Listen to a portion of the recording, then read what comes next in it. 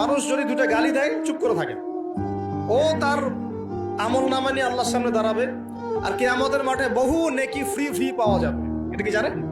কিয়ামত অনেক নেকি বিনামূল্যে ফ্রি ফ্রি আসবে আমল নামায়। কেন আসবে বলি হাদিসটা। নবী সাল্লাল্লাহু আলাইহি ওয়াসাল্লাম বলেছেন, তোমরা কি জানো সবচেয়ে বড় মিসকিনকে?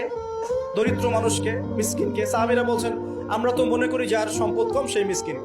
নবীজি বলছেন, না, প্রকৃত মিসকিন সে ব্যক্তি নয়। প্রকৃত মিসকিন সে ব্যক্তি যে কিয়ামতের মাঠে উঠবে উহুদ পাহাড়ের সমান নেকি নিয়ে উঠবে। উহুদ পাহাড় দেখেছেন তো? বিশাল পাহাড়। উহুদ পাহাড়ের সমান নেকি নিয়ে উঠবে।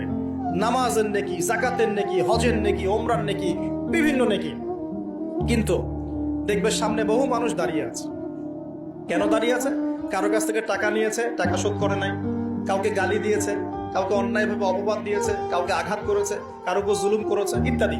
বিভিন্ন রকম মানুষের সাথে জড়িত পাপ ছিল, ঠিক আছে?